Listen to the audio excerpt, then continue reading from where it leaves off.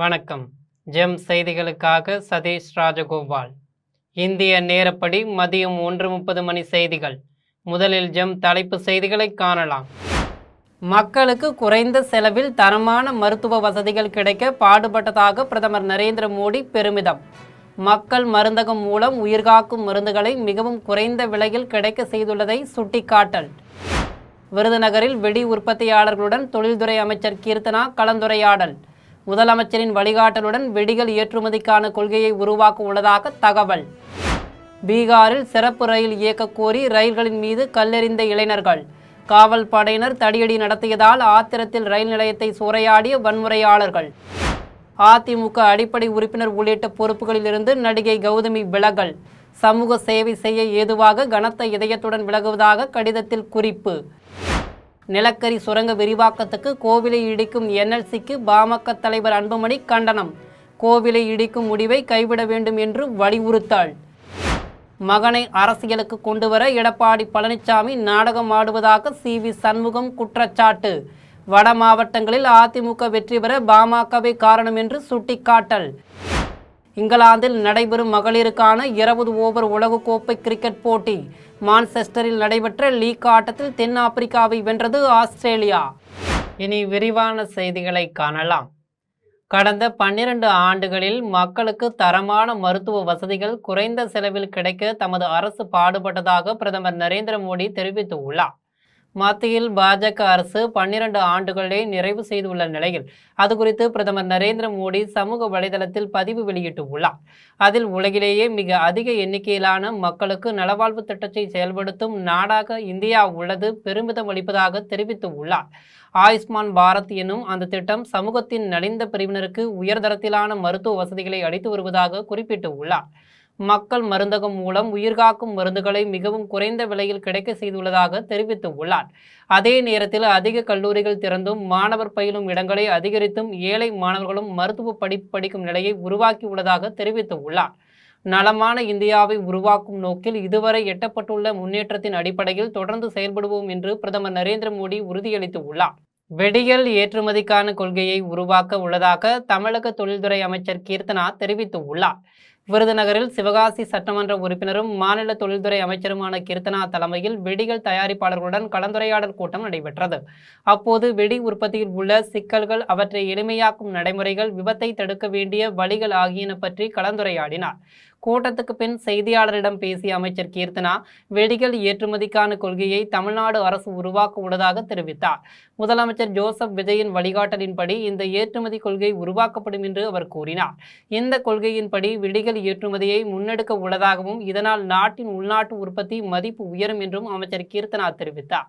பீகாரில் பாடலிபுத்திரத்தில் சிறப்பு ரயில் இயக்க கோரி போராட்டத்தில் ஈடுபட்ட பயணிகள் ரயில்களின் மீது கல்லெறிந்ததுடன் ரயில் நிலையத்தையும் அடித்து நொறுக்கி சூறையாடியுள்ளனர்.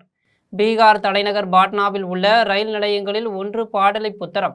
நேற்றிரவு இங்கிருந்து போட்டித் தேர்வுகளை எழுதுவதற்காக பல்வேறு ஊர்களுக்கு செல்வதற்காக ஆயிரக்கணக்கான இளைஞர்கள் குவிந்தனர். கூட்ட நெரிசல் அதிகமாக இருந்ததால் சிறப்பு ரயில்களை இயக்க வேண்டும் என்று கூறி அவர்கள் போராட்டத்தில் ஈடுபட்டனர். 2 சிறப்பு ரயில்களை இயக்க ஏற்பாடு செய்யப்பட்ட பிறகும் அவர்கள் சங்கிலியை இழுத்து ரயிலை மீண்டும் நிறுத்தி உள்ளனர். நள்ளிரவில் நடந்த தகராறு பற்றி தகவல் அறிந்த பாட்னா மாவட்ட ஆட்சியர் தியாகராஜன் ஆயுத காவல்படையை அனுப்பி போராட்டக்காரர்கள் மீது தடியடி நடத்த உத்தரவிட்டார். காவல் படையினர் போராட்டக்காரர்கள் மீது தடியடி நடத்தினர். இதனால் ஆத்திரமடைந்த போராட்டக்காரர்கள் ரயில்கள் மீது கற்களை எறிந்து தாக்குதல் நடத்தினர். ரயில் நிலையத்தில் உள்ள பொருட்களையும் அடித்து நொறுக்கி சூறையாடி உள்ளனர். பின்னர் வன்முறையாளர்களை காவல்துறையினர் அடித்து விரட்டினர். இதனால் அப்பகுதி போர்க்களம் போல் காட்சியளித்தது. தொடர்ந்து பதற்றம் நீடிப்பதால் பாடலிபுத்திரம் ரயில் நிலையத்தில் காவல்படை குவிக்கப்பட்டு உள்ளது. இப்போது அவ்வழியாக செல்லும் ரயில்கள் வழக்கம் போல் இயக்கப்படுவதாக மாவட்ட ஆட்சியர் தியாகராஜன் தெரிவித்தார். அதிமுக கொள்கை பரப்பு துணை செயலாளர் பொறுப்பிலிருந்து நடிகை கௌதமி விலகி உள்ளார். சட்டமன்ற தேர்தலில் அதிமுக சார்பில் வெற்றி பெற்ற 4 பேர் அந்த பதவியில் இருந்து விலகி தாவேகாவில் இணைந்து உள்ளனர். அதேபோல் முன்னாள் சட்டமன்ற உறுப்பினர்கள், நிர்வாகிகள் பலரும் தாவேகாவில் இணைந்து உள்ளனர். இந்நிலையில் அதிமுக கொள்கை பரப்பு துணை செயலாளராக இருந்த நடிகை கௌதமி அந்த பொறுப்பில் இருந்து அடிப்படை உறுப்பினர் உள்ளிட்ட பொறுப்புகளில் இருந்தும் விலகுவதாக அறிவித்து உள்ளார்.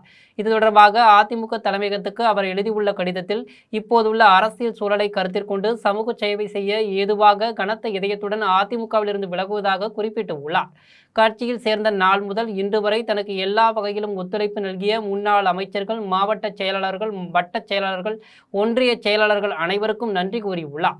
ஏற்கனவே பாஜகவிலிருந்து நடிகை கௌதமி சட்டமன்ற தேர்தலுக்கு முன் அதிமுகவில் சேர்ந்தவர் என்பது குறிப்பிடத்தக்கது. கடலூர் அருகே உள்ள அங்காளம்மன் பாவாடையராயன் கோவிலை நிலக்கரி சுரங்க விரிவாக்கத்திற்காக இடிக்கும் என்எல்சி நிறுவனத்தின் முயற்சிக்கு பாமக தலைவர் அன்புமணி கண்டனம் தெரிவித்துள்ளார். பாமக தலைவர் அன்புமணி தனது சமூக வலைதள பக்கத்தில் என்எல்சி நிலக்கரி சுரங்கம் தொடர்பாக பதிவிட்டு உள்ளார். அதில் கடலூர் மாவட்டம் மேலூரில் உள்ள அங்காளம்மன் பாவாடையராயன் கோவிலை நிலக்கரி சுரங்க விரிவாக்கத்திற்காக இடிக்கும் எல்என்சி நிறுவனத்தின் முயற்சிக்கு கண்டனம் தெரிவித்து உள்ளார். இக்கோவில் ஆயிரக்கணக்கான குடும்பங்களின் குலக்கோயிலாக திகழ்வதாக குறிப்பிட்டு உள்ளார். கோவில் இடிக்கப்பட்டால் லட்சக்கணக்கான மக்களின் இறை நம்பிக்கை பாதிக்கப்படும் என்பதால் கோவிலை இடிக்கும் முடிவை என்எல்சி நிறுவனம் கைவிட வேண்டும் என்றும் கேட்டுக்கொண்டார். இந்த விஷயத்தில் என்எல்சிக்கு தமிழக அரசும் போதிய அழுத்தம் கொடுத்து இந்த முயற்சியை தடுத்து நிறுத்த வேண்டும் என்று வலியுறுத்தியுள்ளார். அதிமுக பொதுச் செயலாளர் எடப்பாடி பழனிசாமி தனது மகனை அரசியலுக்கு கொண்டுவர நாடகமாடுவதாக சட்டமன்ற உறுப்பினர் சி.வி. சண்முகம் குற்றம் சாட்டியுள்ளார். விழுப்புரம் மாவட்டம் திண்டிவனத்தில் அதிமுக முன்னாள் அமைச்சரும் சட்டமன்ற உறுப்பினருமான சி.வி. சண்முகம் செய்தியாளர்களிடம் பேசினார். அப்போது அதிமுக தலைமை தன்னை சுய பரிசோதனை செய்து கொள்ள வேண்டும் என்று கேட்டுக்கொண்டார். ஒரு குடும்பத்தின் பிடியில் அதிமுக சிக்கிக்கொண்டு இருக்கிறது என்றும் அதிமுக பொதுச் செயலாளர் எடப்பாடி பழனிசாமி தனது மகனை அரசியலுக்கு கொண்டுவர நாடகமாடுவதாகவும் தெரிவித்தார். அதிமுக வென்ற 47 தொகுதிகளிலும் 31 தொகுதிகளில் வெற்றி பெற்றதற்கு பாமகவே காரணம் என்று கூறினார். பாமக கூட்டணியில் இல்லை என்றால் அதிமுக வெற்றி பெற்றிருக்காது என்று சுட்டிக்காட்டினார். தன்னை சுற்றி ஜால்ரா அடிப்பவர்களை எடப்பாடி பழனிசாமி கூட வைத்திருப்பதாக விமர்சித்தார். கட்சியின் தோல்வி குறித்து செயற்குழுவை கூட்டாமல் எடப்பாடி பழனிசாமி அஞ்சுவது ஏன் என கேள்வி எழுப்பியுள்ளார். எம்ஜிஆரால் தொடங்கப்பட்ட இந்த இயக்கம் தற்போது ஆபத்தான நிலையில் உள்ளது என்று கூறினார். தேர்தலின் படுதோல்வியை கட்சியின் அடிமட்ட தொண்டர்கள் வரை அறிந்துள்ளதால் பலரும் கட்சியை விட்டு விலகுவதாக தெரிவித்தார். ஒரு ஜனநாயக நாட்டிலே ஒரு இயக்கத்திலே மாட்டுக்கட்டு இருக்கதான் செய்யும். அதை ஏற்றுக்கொள்ளுகிற தலைவர் தான் ஒரு சிறந்த தலைவர். ஏன் புரட்சித் தலைவி அம்மா போல தனக்கு மாற்று கருத்து சொல்லியவர்களெல்லாம் திருப்பணம் இயக்கத்தில் இணைத்து அவர்களுக்கு அமைச்சர் பதவி தரல, புரட்சி தலைவர் தரல. இயக்கம் வெற்றி பெற வேண்டும் என்பதற்காக மாண்புமிகு அம்மா 96 இந்த இயக்கம் மிகப்பெரிய தோல்வி அடைந்தது. வெற்றி பெற வைப்ப அந்த தோல்விக்கு நானே பொறுப்பு.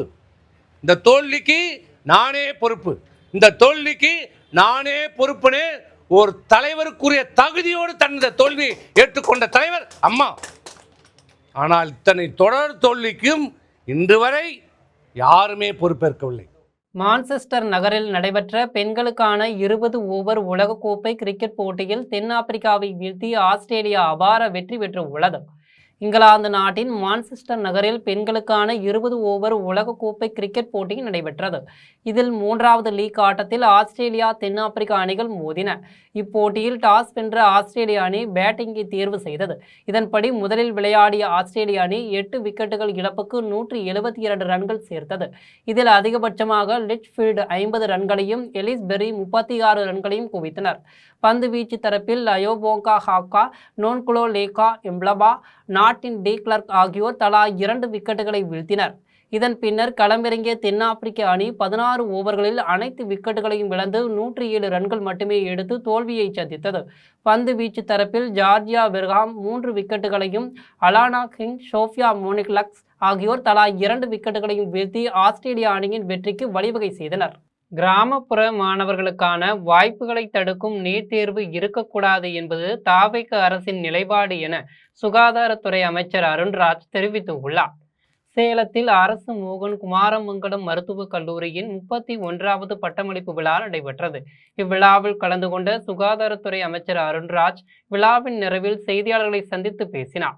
அப்போது பணி நேரத்தில் அனைத்து அரசு மருத்துவமனை மருத்துவர்களும் மருத்துவமனையில் இருக்க வேண்டும் என்பதை கல்லூரி முதல்வர்கள், குடும்ப நலத்துறை இணை இயக்குநர்களுக்கு அறிவுறுத்தி உள்ளதாக தெரிவித்தார். கிராமப்புற மாணவர்களுக்கான வாய்ப்புகளை தடுக்கும் நீட் தேர்வு இருக்கக்கூடாது என்பது தாவேக அரசின் நிலைப்பாடு என்று கூறினார்.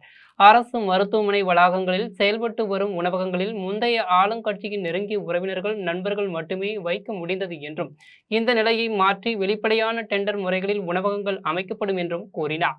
மருத்துவ தேவைனா அது அரசு மருத்துவமனை தான் முதல் தேர்வாக இருக்கிற மாதிரி கொண்டு வருவோம். ஏன்னா ஏன் சொல்கிறேன்னா, இப்போ பார்த்தீங்கன்னா ஒரு சிறு வைத்தியமாக இருந்தாலும் சரி, தனியார் மருத்துவமனைக்கு ஒரு ப்ரைவேட் கிளினிக் போனால் எந்த அளவுக்கு அவங்களுக்கு மக்களுக்கு செலவாகுது, அது ஒரு ஏழை மக்களுக்கு அந்த எவ்வளோ பெரிய சுமையாக இருக்குங்கிறது நம்ம எல்லாத்துக்குமே தெரியும். ஒரு ஆய்வில் என்ன சொல்லியிருக்காங்க, ஒரு பிரசவம் தனியார் மருத்துவமனையில் ஆவரேஜாக பார்த்தோம்னா ஒரு 67. பூந்தமல்லியில் உள்ள ஒருங்கிணைந்த மாவட்ட டாஸ்மாக் மதுபான கிடங்கில் மதுவிலக்கு மற்றும் ஆயத்தீர்வைத்துறை அமைச்சர் விக்னேஷ் நேரில் ஆய்வு மேற்கொண்டார். திருவள்ளூர் மாவட்டம் பூந்தமல்லியில் உள்ள டாஸ்மாக் மதுபான கிடங்கிற்கு மதுவிலக்கு ஆயத்தீர்வைத்துறை அமைச்சர் விக்னேஷ் நேரில் சென்று பார்வையிட்டு ஆய்வு மேற்கொண்டார். அப்போது டாஸ்மாக் ஊழியர்கள் சங்கத்தினர் அமைச்சரை நேரில் சந்தித்து பேசி பணியிடை நீக்கம் செய்யப்பட்டிருந்த 3500 ஊழியர்களுக்கு மீண்டும் வேலை வழங்கியதற்காக தங்களது நன்றியை தெரிவித்தனர். மது பாட்டில்களுக்கு கூடுதல் கட்டணம் வசூலிப்பதை தடுப்பது குறித்து அறிவுறுத்தினார். தாவேகாவிற்கு இந்திய யூனியன் முஸ்லிம் லீக் ஆதரவளித்தது துரோகம் என்றால் எடப்பாடி பழனிசாமியை முதலமைச்சராக நினைத்து பேரம் பேசியது துரோகம் இல்லையா என அமைச்சர் ஷாஜகான் கேள்வி எழுப்பியுள்ளார். விருதுநகர் மாவட்டம் அருப்புக்கோட்டையில் உள்ள அல் அமீன் மேல்நிலைப்பள்ளி வளாகத்தில் இந்திய யூனியன் முஸ்லிம் லீக் கட்சி சார்பில் ஜமாத்தார்கள் மற்றும் உலாமாக்களுடன் சந்திப்பு நிகழ்ச்சி நடைபெற்றது. இந்நிகழ்ச்சியில் தமிழக சிறுபான்மை நலத்துறை அமைச்சர் ஷாஜகான் கலந்து கொண்டு சிறப்புரையாற்றினார். அப்போது அவர் பேசிய போது தாவேகாவிற்கு இந்திய யூனியன் முஸ்லிம் லீக் ஆதரவளித்தது துரோகம் என்றால் எடப்பாடி பழனிசாமியை முதலமைச்சராக நினைத்து பேரம் பேசியது துரோகம் இல்லையா என்று கேள்வி எழுப்பினார். இனி 50 வருடத்திற்கு தாவேகா ஆட்சிதான் என்றும் திமுக துடைத்து எறியப்படும் என்றும் தெரிவித்தார். திமுகவினர் தோல்விக்கான காரணங்களை ஆராய்ந்து அடுத்த கட்டம் எப்படி எழுந்து வருவது யோசிக்காமல் தாவேகா மீது வீணான பொய் பிரச்சாரத்தை சமூக வலைதளங்கள் வாயிலாக செய்து வருவதாக குற்றம் சாட்டினார். வெளிநாடுகளுக்கு வேலைக்கு செல்ல விரும்பும் இளைஞர்கள், நிறுவனங்கள் மத்திய அரசால் அங்கீகரிக்கப்பட்டவையா என்பதை இணையதளம் மூலம் தீவிர விசாரித்து செல்ல வேண்டும் என கிடைத்ததும் நாடாளுமன்ற உறுப்பினர் துரை வைகோ வலியுறுத்தியுள்ளார். தூத்துக்குடி மாவட்டம் வில்லிச்சேரி கிராமத்தைச் சேர்ந்த பவுன்ராஜ் உள்ளிட்ட 5 பேர் துபாய்க்கு வேலைக்கு சென்ற இடத்தில் போதிய ஊதியம் கிடைக்காமல் பிரச்சனை ஏற்பட்டு சிக்கி தவித்து வந்தனர். இதுகுறித்து தகவல் கிடைத்ததும் நாடாளுமன்ற உறுப்பினர் துரை வைகோ முயற்சியினால் அவர்கள் சொந்த ஊர் திருப்பினர். இந்நிலையில் நாடாளுமன்ற உறுப்பினர் துரை வைகோ வில்லிச்சேரி கிராமத்திற்கு வருகை தந்து பொன்ராஜ் குடும்பத்தை சந்தித்து உரையாற்றினார். அப்போது அவருக்கு பொன்ராஜ் குடும்பத்தினர் மற்றும் கிராம மக்கள் நன்றி தெரிவித்தனர். இதைத் தொடர்ந்து துரை வைகோ செய்தியாளர்களிடம் பேசிய போது வெளிநாடுகளுக்கு வேலைக்கு செல்ல விரும்பும் இளைஞர்கள், நிறுவனங்கள் மத்திய அரசால் அங்கீகரிக்கப்பட்டவையா என்பதை இணையதளம் மூலம் தீர விசாரித்து செல்ல வேண்டும் என்று வலியுறுத்தினார். சட்ட ஒழுங்கு பிரச்சனை, மின்தட்டுப்பாடு ஆகிய பிரச்சனையாக உரிய தீர்வு காண வேண்டும் என்று கேட்டுக்கொண்டார். கடந்த ஆட்சிகள் நடந்தது, இப்பயும் அது அதோடைய தொடர் சம்பவம் நடந்துட்டு இருக்கு.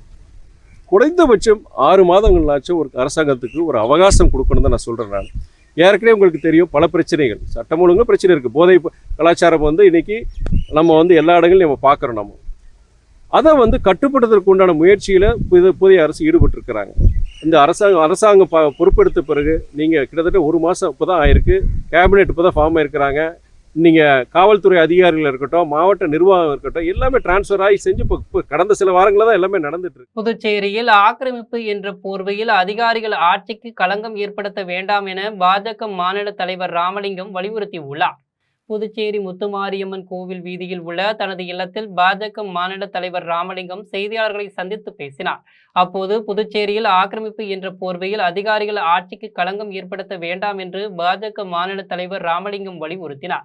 முதலமைச்சர் ரங்கசாமியிடம் அதிகாரிகள் இதற்கான விளக்கத்தை பெற்று ஆக்கிரமிப்புகளை அகற்ற நடவடிக்கை எடுக்க வேண்டும் என்றும், மக்களுக்கான அரசாங்கமும் வியாபாரிக்கான அரசாங்கமும் தான் இந்த அரசாங்கம் என்று உணர்ந்து அதிகாரிகள் செயல்பட வேண்டும் என்று கேட்டுக்கொண்டார்.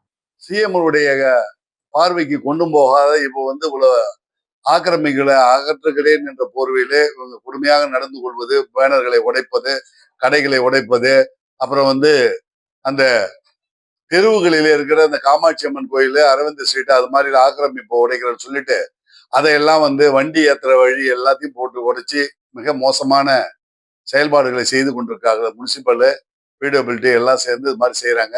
இது தயவு செய்து மாவட்ட கலெக்டர் கண்டிப்பாக இதை உணர்ந்து இந்த என்டிஏ அரசாங்கம் இப்பதான் புதுவையை மறுபடியும் மீண்டும் முதலமைச்சர் விஜய்க்கு குறைந்தபட்சம் 6 மாத காலம் அவர்களுக்கு கால அவகாசம் கொடுக்க வேண்டும் என்று நாடாளுமன்ற உறுப்பினர் துரை வைகோ தெரிவித்துள்ளார். விருதுநகர் மாவட்டம் சாத்தூர் அருகே உள்ள கலிங்கப்பட்டி கிராமத்தைச் சேர்ந்த அழகுராஜ் மற்றும் ராமசாமி ஆகிய இருவரும் கடந்த 2025ஆம் ஆண்டு துபாய் நாட்டிற்கு வேலைக்கு சென்று உள்ளனர். வேலை செய்த நிறுவனத்தில் இருந்து எவ்வித காரணமும் இன்றி கலிங்கப்பட்டியைச் சேர்ந்த இருவரையும் திருப்பி அனுப்பியதால் இந்தியாவிற்கு திரும்ப முடியாமல் தவித்து வந்தனர். இந்நிலையில் நாடாளுமன்ற உறுப்பினர் துரை வைகோ முயற்சியால் துபாயில் சிக்கி தவித்த இரு இளைஞர்களையும் இந்தியாவிற்கு திரும்ப அழைத்து வந்து உள்ளார். இதன் பின்னர் அவர் செய்தியாளர்களிடம் பேசிய போது தான் நாடாளுமன்ற உறுப்பினராக தேர்ந்தெடுக்கப்பட்ட 23 மாத காலத்தில் வெளிநாடுகளில் சிக்கி தவித்த 25 தமிழர்களை மீட்டு கொண்டு வந்துள்ளதாக தெரிவித்தார்.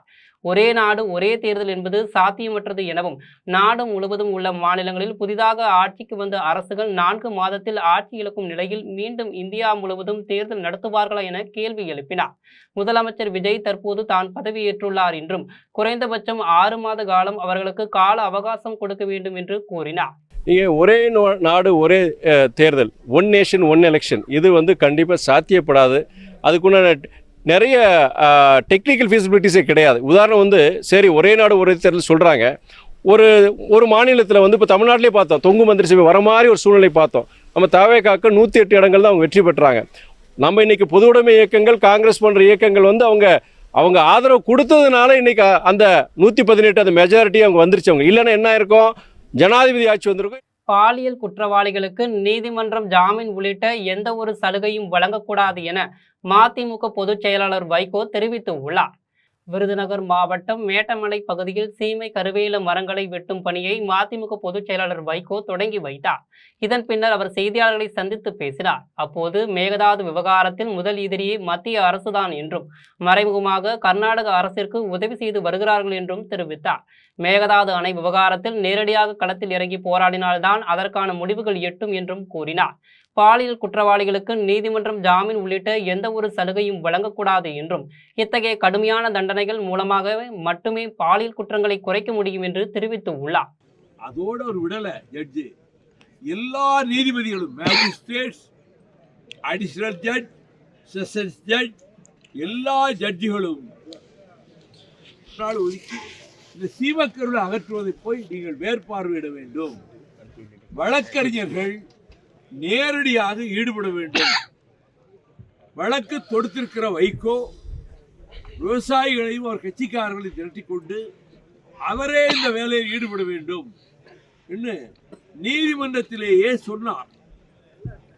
உடனே நாங்கள் வேகமாக ஆரம்பிச்சு கோவை விமான நிலையத்தில் ஜூன் 15ஆம் தேதியன்று யாத்ரி ஸ்வைதா திவாஸ் நிகழ்ச்சி நடைபெற உள்ளது என்று விமான நிலைய இயக்குனர் முகமது ஆரிஃப் தெரிவித்து உள்ளார். விமான போக்குவரத்து ஆணையத்தின் சார்பில் விமான பயணிகளுக்கு சிறந்த சேவையை வழங்கும் வகையில் ஜூன் 15ஆம் தேதியன்று நாடு முழுவதும் உள்ள விமான நிலையங்களில் யாத்ரி ஸ்வைதா திவாஸ் நிகழ்ச்சி நடைபெற உள்ளது. அதன் ஒரு பகுதியாக கோயம்புத்தூர் விமான நிலையத்தில் நடைபெற உள்ள நிகழ்ச்சிகள் குறித்து விமான நிலைய இயக்குனர் முகமது ஆரிஃப் செய்தியாளர்களை சந்தித்து விளக்கினார்.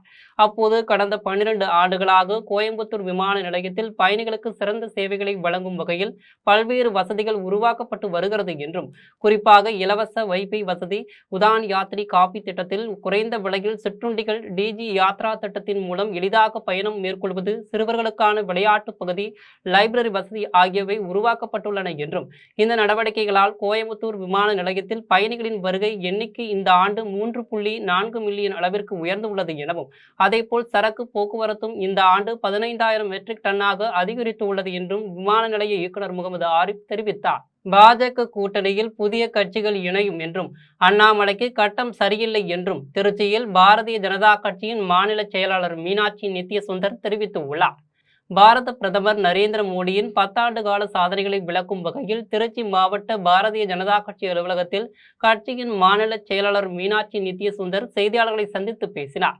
அப்போது நமக்கு சுதந்திரம் கிடைத்த பிறகே இதுவரை 15 பிரதமர்கள் நாட்டை ஆட்சி செய்து உள்ளனர்.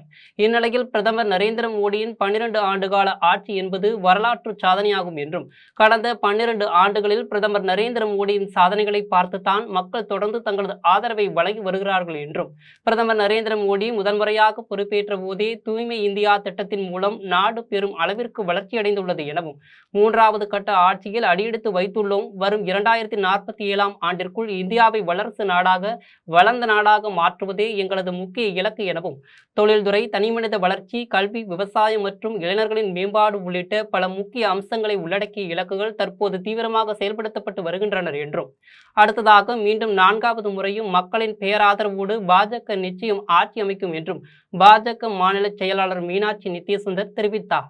இதுதான் ஏன்னா இங்க இருந்த வருமானம் நாங்க கொடுக்குறோம், ஆனா எங்களுக்கு வரக்கூடிய வரி பகிர்வு இல்லை அப்படின்னு சொல்லக்கூடியது இது முழுவதுமாக ஒப்புக்கொள்ள முடியாதது. இதை முழுசா பண்ணிட்டு இருக்கிறாங்க. இந்த வரி பகிர்வெல்லாம் எதுக்கு வருது? அது மட்டும் இல்லாமல் ஸ்பெஷல் அசிஸ்டன்ஸ் இங்கே இருக்கக்கூடிய உள்கட்டமைப்பை மேம்படுத்துறதுக்கு ரொம்ப குறிப்பாக திமுகவினுடைய ஆட்சியில் 2021-22 506 கோடி, இது நான் சொல்றது மூலதன முதலீட்டுக்கான சிறப்பு உதவி தொகை. 2025-26ஆம் ஆண்டில் ரூபாய் 1390 கோடி வருவாயை திருச்சி ரயில்வே கோட்டம் ஈட்டியுள்ளது என்று திருச்சி கோட்ட ரயில்வே மேலாளர் பாலகிராம் நெகி தெரிவித்துள்ளார். இயந்திரவியல் துறை, மருத்துவத்துறை செயல்பாடு, சிறந்த பயிற்சி மையம், டீசல் துறை, சிறந்த ஸ்டோர், தூய்மையான ரயில்வே நிலையம் பணியாளர்கள் ஆகியவற்றுக்கான முதலிடத்தையும் ஒட்டுமொத்த திறன் மேம்பாட்டில் 2வது இடத்திற்கான விருதையும் திருச்சி ரயில்வே கோட்டம் கைப்பற்றி சாதனை படைத்துள்ளது. இந்நிலையில் சென்னையில் நடைபெற்ற விஷித் ரயில் சேவா புரஸ்கார் 2026 என்ற விருது வழங்கும் விழாவில் தென்னக ரயில்வே பொது மேலாளர் RN சிங் கலந்து கொண்டு திருச்சி கோட்ட ரயில்வே மேலாளர் பாலகிராம் நெகியிடம் விருதுகளை வழங்கி கௌரவித்தார். விழாவை தொடர்ந்து திருச்சி ரயில்வே கோட்ட மேலாளர் பாலகிராம் நெகி செய்தியாளர்களை சந்தித்து பேசினார். அப்போது 2025-2026ஆம் ஆண்டில் ரூபாய் 1390 கோடி வருவாயை திருச்சி ரயில்வே கோட்டம் ஈட்டியுள்ளது என்றும் திருச்சி ரயில்வே ஜங்ஷனில் கூடுதலாக ஜூன் மாத இறுதிக்குள் 6 எக்ஸலேட்டர் அமைக்கப்பட உள்ளது என்றும் தெரிவித்தார். 2017ஆம் ஆண்டு திருவிதாங்கோடு பகுதியில் பெற்றோருடன் வசித்து வந்த பள்ளி மாணவியை கடத்தி சென்று பாலியல் பலாத்காரம் செய்த குற்றவாளிக்கு நாகர்கோவில் போக்சோ நீதிமன்ற நீதிபதி சுந்தரையா 20 ஆண்டுகள் சிறை தண்டனையும் ரூபாய் 13,000 அபராதமும் விதித்து தீர்ப்பளித்தார். கன்னியாகுமரி மாவட்டம் திருவிதாங்கோடு அடுத்த முத்தலக்குறிச்சி பகுதியைச் சேர்ந்த கட்டிட கான்ட்ராக்டர் பிரேமலதன் என்பவர் 2017ஆம் ஆண்டு திருவிதாங்கோடு பகுதியில் கட்டிட பணியை மேற்கொண்ட போது அதே பகுதியில் பெற்றோருடன் வசித்து வந்த 16 வயதுடைய 11ஆம் வகுப்பு படிக்கும் மாணவியை ஆசை வார்த்தைகள் கூறி கேரள மாநிலம் ஆலப்புழா பகுதிக்கு கடத்தி சென்று 3 நாட்களாக வீட்டில் அடைத்து வைத்து பாலியல் பலாத்காரம் செய்து உள்ளார். இதற்கிடையே பெற்றோர் மகளை கடத்தி சென்றதாக தக்கலை காவல் நிலையத்தில் புகார் அளித்தனர். புகாரின் பேரில் காவல்துறையினர் பிரேமலதன் மீது வழக்கு பதிவு செய்தனர். இது தொடர்பான வழக்கு நாகர்கோவில் போக்சோ நீதிமன்றத்தில் நடைபெற்று வந்தது. வழக்கை விசாரித்த நீதிபதி சுந்தரையா 9 ஆண்டுகளுக்கு பிறகு குற்றவாளி பிரேமலதனுக்கு 20 ஆண்டுகள் சிறை தண்டனையும் ரூபாய் 13,000 அபராதமும் விதித்து தீர்ப்பளித்தார். கல்லாங்குடியில் சேசாயி சமுத்திரம் குளத்து பகுதியில் உள்ள குடியிருப்புகளை வருவாய்த்துறையினர் அகற்றுவதற்கு எதிர்ப்பு தெரிவித்து 200க்கும் மேற்பட்ட மக்கள் சாலை மறியல் போராட்டத்தில் ஈடுபட்டு உள்ளனர். புதுக்கோட்டை மாவட்டம் கல்லாங்குடியில் சேசாயி சமுத்திரம் குளத்து பகுதியில் 100 ஆண்டுகளாக 200க்கும் மேற்பட்ட குடும்பத்தினர் வசித்து வருகின்றனர். இந்நிலையில் சமூக ஆர்வலர் ஒருவர் மதுரை உயர்நீதிமன்ற கிளையில் நீர்நிலையை ஆக்கிரமித்து குடியிருப்புகள் உள்ளன என்று தொடுக்கப்பட்ட வழக்கில் உயர்நீதிமன்றம் ஆக்கிரமிப்புகளை அகற்ற வருவாய்த்துறையினருக்கு உத்தரவிட்டது. இந்நிலையில் நில அளவைக்கு அதிகாரிகள் வருவதை அறிந்து காத்திருப்பு போராட்டத்தில் ஈடுபட்ட அப்பகுதியைச் சேர்ந்த 200க்கும் மேற்பட்ட பொதுமக்கள் புதுக்கோட்டை பேராவூரணி நெடுஞ்சாலையில் சாலை மறியல் போராட்டத்தில் ஈடுபட்டனர். பொதுமக்களின் போராட்டத்திற்கு திமுக, அதிமுக, விசிக, கம்யூனிஸ்ட் கட்சியின் நிர்வாகிகள் ஆதரவு அளித்து உள்ளனர். இதுகுறித்து தகவல் அறிந்து வந்த காவல்துறையினர் சாலை மறியலில் ஈடுபட்ட மக்களிடம் பேச்சுவார்த்தையில் ஈடுபட்டனர். தஞ்சையில் உள்ள புன்னைநல்லூர் மாரியம்மன் கோவிலை சுற்றி கடையில் நடத்தி வரும் 100க்கும் மேற்பட்ட வணிகர்கள் கடைகளை அடைத்து உண்ணாவிரத போராட்டத்தில் ஈடுபட்டனர். தஞ்சையில் புன்னைநல்லூர் மாரியம்மன் கோவில் உள்ளது. தஞ்சாவூர் அரண்மனை தேவஸ்தானத்திற்கு சொந்தமான இந்த கோவிலை சுற்றி பூக்கடை, பழக்கடை, தேநீர் கடை, பொம்மை கடை, உணவகங்கள் என 100க்கும் மேற்பட்ட கடைகள் உள்ளன. இந்த கடைகளை 70 ஆண்டுகளுக்கு மேலாக நடத்தி வருவதாக வணிகர்கள் தெரிவிக்கின்றனர். இந்நிலையில் அரண்மனை தேவஸ்தானத்திற்கு சொந்தமான இடத்தில் கடைகள் இருப்பதாக கூறி கடையை காலி செய்து தரக்கோரி தேவஸ்தான நிர்வாகம் நெருக்கடி கொடுப்பதாக குற்றம் சாட்டி வணிகர்கள் இணைந்து அனைத்து கடைகளையும் அடைத்து கோவில் முன்பு ஒரு நாள் அடையாள உண்ணாவிரதம் மேற்கொண்டனர். வணிகர்களின் கடையடைப்பு போராட்டத்தால் கோவிலுக்கு சாமி தரிசனம் செய்து வந்த பக்தர்கள் சிரமத்திற்கு உள்ளாகினர்.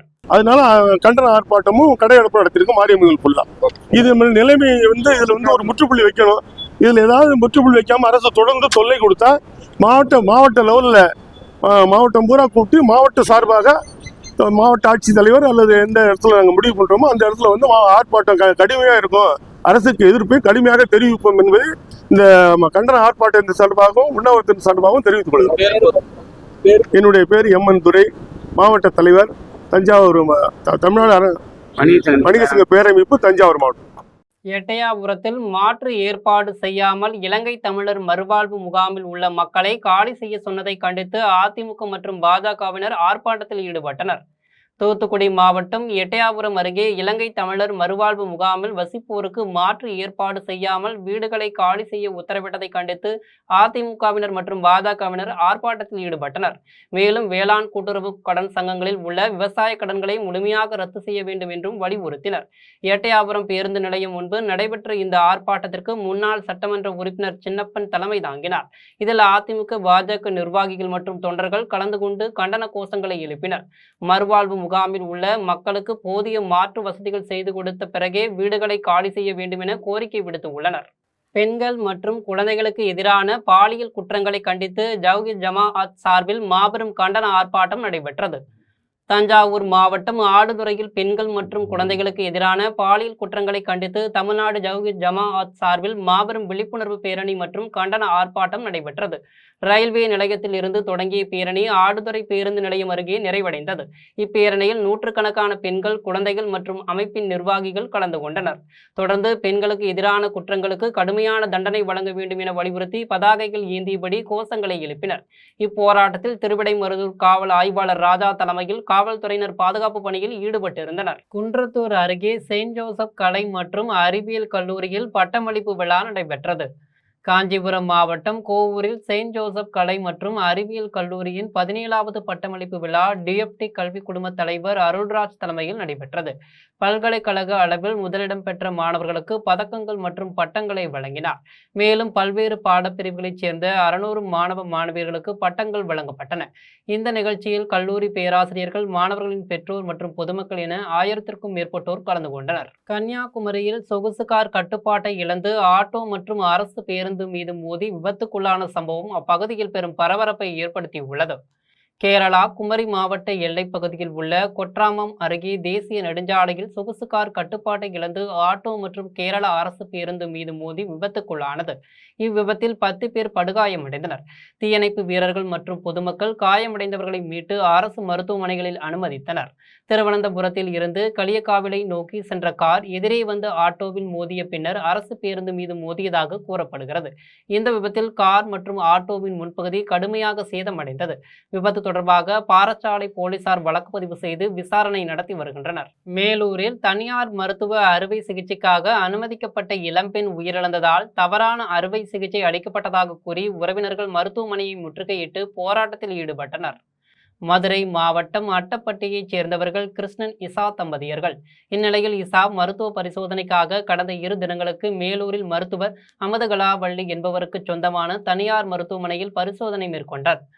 அப்போது கர்ப்பப்பையில் கட்டி போன்று இருப்பதால் அறுவை சிகிச்சை மேற்கொள்ள வேண்டும் என மருத்துவமனை சார்பில் தெரிவித்துள்ளனர். இதனைத் தொடர்ந்து அறுவை சிகிச்சை மேற்கொள்ளப்பட்டு மருத்துவர்கள் கண்காணிப்பில் இருந்த இஷா திடீரென்று உயிரிழந்துள்ளார். இதனையடுத்து இளம்பெண் இஷா தனியார் மருத்துவமனையின் தவறான சிகிச்சையால் தான் உயிரிழந்ததாக கூறி தனியார் மருத்துவமனை முன்பு சாலையில் அமர்ந்து போராட்டத்தில் ஈடுபட்டனர். தகவல் அறிந்து சம்பவ இடத்திற்கு வந்த மேலூர் காவல்துறை துணை கண்காணிப்பாளர் சிவகுமார் தலைமையிலான காவல்துறையினர் போராட்டத்தில் ஈடுபட்டு வருபவர்களுடன் பேச்சுவார்த்தை நடத்தி வருகின்றனர். பண்ணி எடுத்துருன்னு சொன்னாங்க சார். சரி 1 லட்சத்துக்கு கட்ட சொன்னாங்க. நேற்று நாங்க பார்த்துட்டு எவ்வளவு கட்டிட்டு 1 லட்சம் ஆபரேஷன் பண்ணிக்கல. சீரியஸ் ஆயிட்டாங்க எங்களை. அதான் அமுதாகலி ஆஸ்பத்திரியில வேலூர்ல சார்.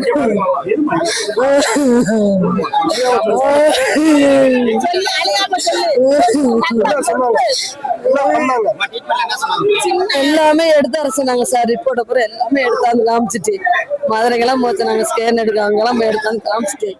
வால்பாறை அருகே தனியாக இருந்த கார் திடீரென தீப்பற்றி எரிந்ததால் அப்பகுதியில் பெரும் பரபரப்பு ஏற்பட்டு உள்ளது. கோவை மாவட்டம் வால்பாறையைச் சேர்ந்தவர் கார்த்திக். திருமண நிகழ்ச்சியில் கலந்து கொண்ட பிறகு வாகனத்தில் ஏற்பட்ட சிறிய பழுதால் அங்கேயே அதை நிறுத்திவிட்டு சென்று உள்ளார். இந்நிலையில் இன்று அதிகாலை அவரின் மாருதி கார் எரிந்த நிலையில் இருந்ததாக அவரின் உறவினர் தகவல் தெரிவித்து உள்ளனர். உடனடியாக சம்பவ இடத்திற்கு வந்த கார்த்திக் இதுகுறித்து மூடிஸ் காவல் நிலையத்தில் புகார் அளித்தார். புகாரின் அடிப்படையில் மூடிஸ் காவல்துறையினர் தீவிர விசாரணை மேற்கொண்டு வருகின்றனர். இச்சம்பவம் வால்பாறை பகுதியில் பெரும் பரபரப்பை ஏற்படுத்தியது. வாழப்பாடி அருகே அரசு பேருந்து முன்னால் சென்ற லாரி மீது மோதியதில் பேருந்து ஓட்டுநர் உள்பட 11 பேர் பலத்த காயமடைந்து உள்ளனர். பாண்டிச்சேரியில் இருந்து கோவைக்கு இரவு அரசு சொகுசு பேருந்து சென்று கொண்டிருந்தது. சேலம் மாவட்டம் வாழப்பாடி அருகே மத்தூர் மேம்பாலத்தில் பேருந்து சென்று கொண்டிருந்த போது எதிர்பாராத விதமாக முன்னால் சென்ற லாரியின் பின்புறத்தில் பலமாக மோதியதில் பேருந்து அப்பளம் போல் நொறுங்கியது. இந்த விபத்தில் திருவள்ளூரைச் சேர்ந்த ஓட்டுநர் சீனிவாசனின் 2 கால்களும் முறிந்தது. மேலும் பேருந்தில் பயணம் செய்த 11 பேர் படுகாயமடைந்தனர். தகவல் அறிந்து வந்த ஏதாப்பூர் காவல்துறையினர் காயமடைந்தவர்களை மீட்டு சேலம் அரசு மருத்துவமனையில் சிகிச்சைக்காக அனுமதிக்கப்பட்டனர். மேலும் விபத்துக்கான காரணம் குறித்து காவல்துறையினர் வழக்கு பதிவு செய்து விசாரணை மேற்கொண்டு வருகின்றனர். கெங்கவள்ளியில் வைகாசி திருவிழா காப்பு கட்டுதலுடன் துவங்கியது. சேலம் மாவட்டம் கெங்கவள்ளியில் உள்ள அருள்மிகு ஸ்ரீ ஆதிசக்தி மாரியம்மன் மற்றும் ஸ்ரீ மதுரை வீரன் சுவாமி கோவிலில் வைகாசி திருவிழா கடந்த 10ஆம் தேதி காப்பு கட்டுதலுடன் துவங்கியது. இத்திருவிழாவின் முக்கிய நிகழ்வாக விரதமிருந்த பக்தர்கள் அழகு குத்திய அக்னி கரகம், பால்குடம் மற்றும் பூங்கரகம் எடுத்து நேர்த்திக்கடன் செலுத்தினர்.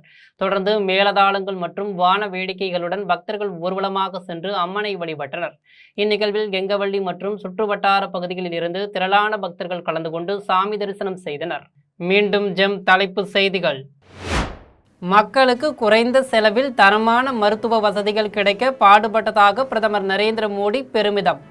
மக்கள் மருந்தகம் மூலம் உயிர்காக்கும் மருந்துகளை மிகவும் குறைந்த விலையில் கிடைக்க செய்துள்ளதை சுட்டிக்காட்டல். விருதுநகரில் வெடி உற்பத்தியாளர்களுடன் தொழில்துறை அமைச்சர் கீர்த்தனா கலந்துரையாடல். முதலமைச்சரின் வழிகாட்டலுடன் வெடிகள் ஏற்றுமதிக்கான கொள்கையை உருவாக்க உள்ளதாக தகவல். பீகாரில் சிறப்பு ரயில் இயக்க கோரி ரயில்களின் மீது கல்லெறிந்த இளைஞர்கள். காவல் படையினர் தடியடி நடத்தியதால் ஆத்திரத்தில் ரயில் நிலையத்தை சூறையாடிய வன்முறையாளர்கள். அதிமுக அடிப்படை உறுப்பினர் உள்ளிட்ட பொறுப்புகளில் இருந்து நடிகை கௌதமி விலகல். சமூக சேவை செய்ய ஏதுவாக கனத்த இதயத்துடன் விலகுவதாக கடிதத்தில் குறிப்பு. நிலக்கரி சுரங்க விரிவாக்கத்துக்கு கோவிலை இடிக்கும் NLCக்கு பாமக தலைவர் அன்புமணி கண்டனம். கோவிலை இடிக்கும் முடிவை கைவிட வேண்டும் என்று வலியுறுத்தல். மகனை அரசியலுக்கு கொண்டுவர எடப்பாடி பழனிசாமி நாடகம் ஆடுவதாக CV சண்முகம் குற்றச்சாட்டு.